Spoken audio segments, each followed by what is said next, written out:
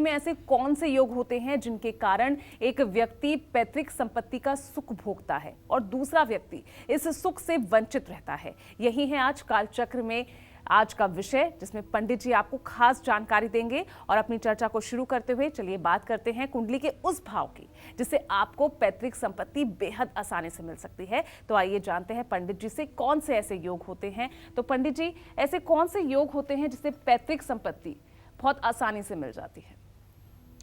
देखो पूजा, ऐसा है, पैतृक संपत्ति का मतलब यहाँ है पिता के द्वारा अर्जित की हुई संपत्ति या दादा परदादा के द्वारा अर्जित की हुई संपत्ति जो विरासत में आगे के वंशजों को प्राप्त हो। इसके लिए कुंडली में योग होता है। जिन लोगों के कुंडली में कुछ ऐसे महत्वपूर्ण योग होते हैं उन्हें सचमुच में पैतृक संपत्ति का लाभ मिलता है। कुछ लोगों को अपने माता पिता या पूर्वजों की संपत्ति बहुत आसानी से मिल जाती है, और वहीं कुछ लोग ऐसे होते हैं जिनको पैतृक संपत्ति का सुख कभी भी नहीं मिलता। तो कुंडली में ऐसे कौन से योग होते हैं जिनके कारण एक व्यक्ति पैतृक संपत्ति का सुख भोगता है, दूसरा व्यक्ति इस सुख से वंचित रहता है? यही कालचक्र में आज मैं आपको बताने जा रहा हूँ। विषय बिल्कुल नया है, हो सकता है कि पूरी बात समझ में ना आए क्योंकि ज्योतिष की क्लिष्टता और विशिष्टता है, लेकिन हाँ, इतना ज़रूर है कि अगर ध्यान देंगे और अपनी कुंडली अगर याद होगी तो कुछ चीज़ें ज़रूर आपको समझ में आएंगी। आपकी किस्मत में विरासत में मकान मिलने का सुख है या नहीं, ध्यान से सुनिए।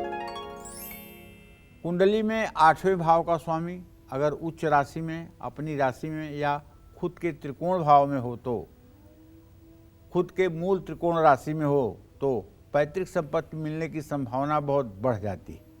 ऐसे व्यक्ति को संपत्ति पाने के लिए कड़ी मेहनत नहीं करनी पड़ती। कुंडली में 10वां भाव कर्म, पिता से संबंधित होता है। 10वें भाव का संबंध किस्मत से धन की प्राप्ति को दर्शाता है।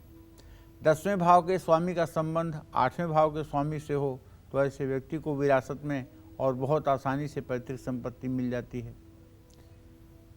तो कहने का मतलब यह है कि यहाँ 10वें भाव की भूमिका बहुत मुख्य है।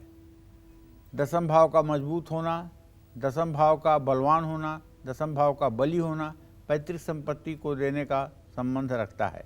10वें का निर्बल होना, 10वें का दुर्बल होना, 10वें का अस्त होना, 10वें का पाप पीड़ित होना पिता के द्वारा अर्जित की हुई संपत्ति को मिलने का संयोग नहीं बनाता है। जय मां विंध्यवासिनी।